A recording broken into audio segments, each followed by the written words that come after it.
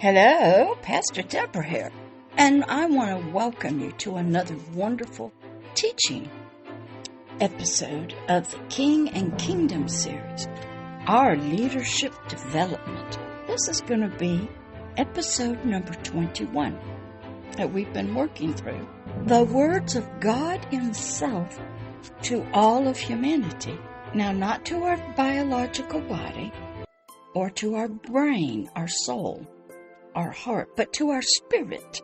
It is our spirit that must learn this leadership development of being a king in a dirt body on the planet, so that the kingdom of heaven in the spiritual realm can say to all of the realm, and now comes the days of the king and the kingdom of heaven on earth. That was the plan that the king of heaven wanted. He wanted to expand his territory. He already had created the entire spiritual realm, the unseen. And the king is always looking for new lands to conquer, new places to exert his knowledge and truth, his laws, his justice. So he created the natural seen world, and out from his breath of life came the galaxies, the stars, the planets, the comets. And as I understand it, our scientists are telling us the universe is still expanding.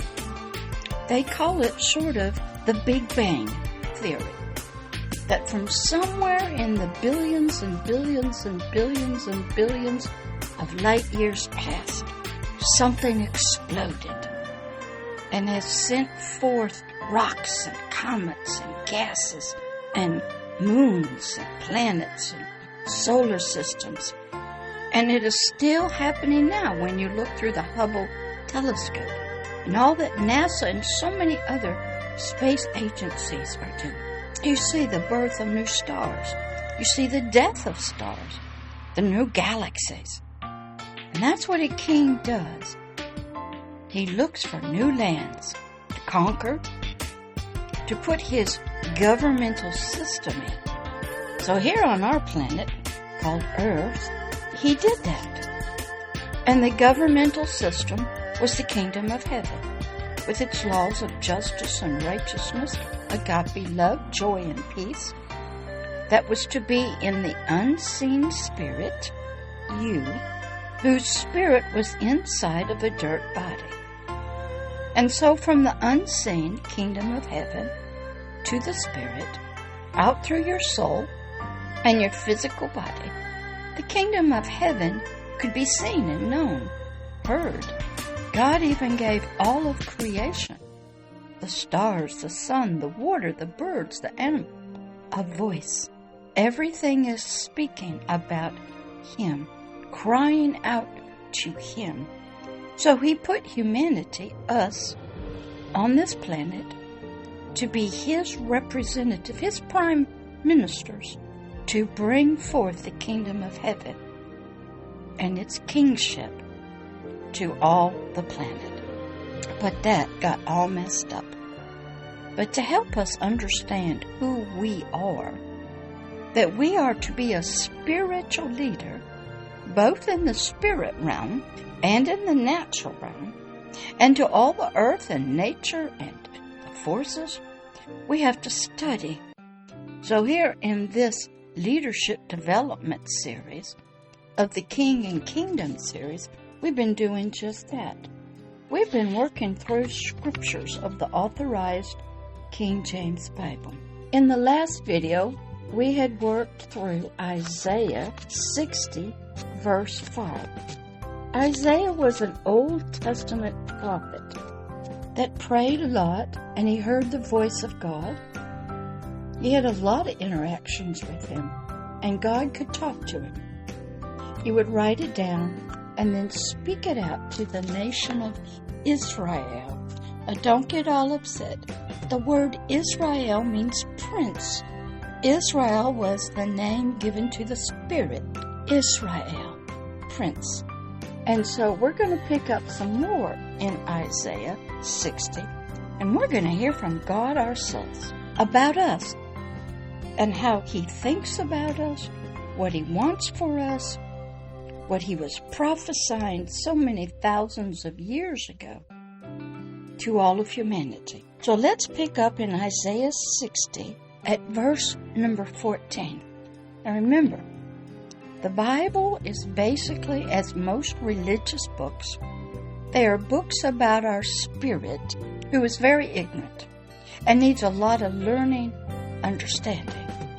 Even though it was spoken and through times, through the nations, through the people, about what was going on, it was speaking to our spirit. God is a spirit. He is trying to help us spiritually from the unseen. But at this time in humanity's long history, He could talk to a few people, but He couldn't be inside of them. So Isaiah the prophet was one of them. Everybody knows about Isaiah. Every religion, doesn't matter what the name is, have heard about Isaiah. So here in Isaiah 60, verse number 14, remember, this is God speaking to Isaiah about us spiritually, our spirit. The sons also of them that afflicted you. That means your soul and your physical body that afflicted you in the spirit, because at this time, our spirit was completely encased in sort of a foreskin, a covering, a wax grossness, where nothing of light or of water or truth could get to it.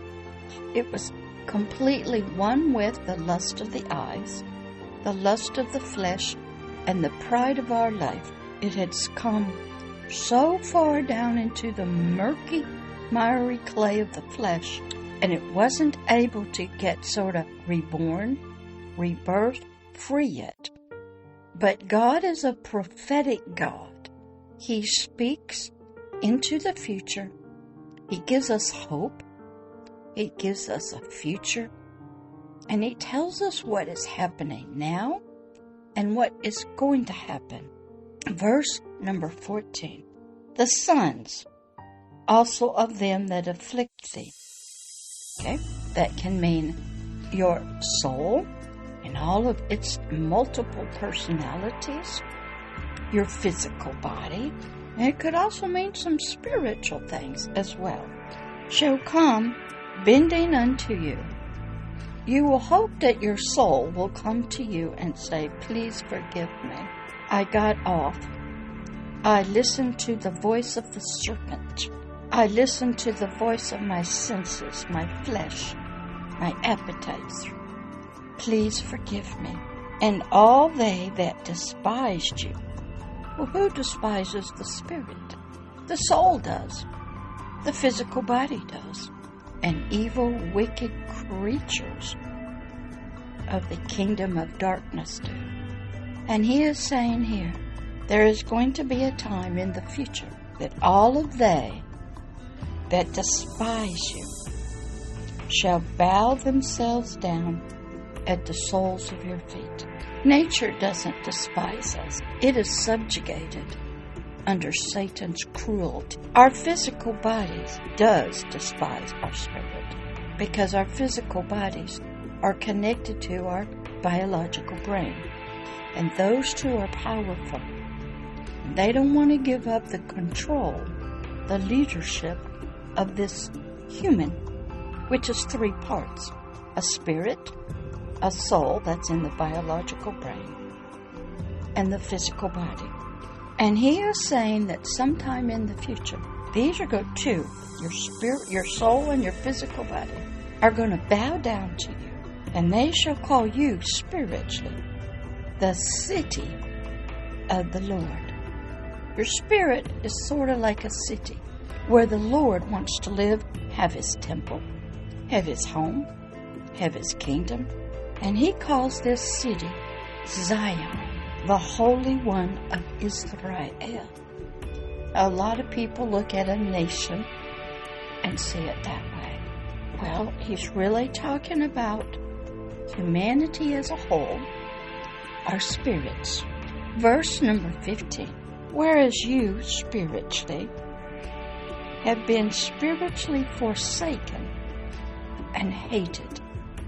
The spirit was forsaken when the flesh, through the woman and through a creature named Adam, disobeyed God, so that no man went through you. No man could get to you.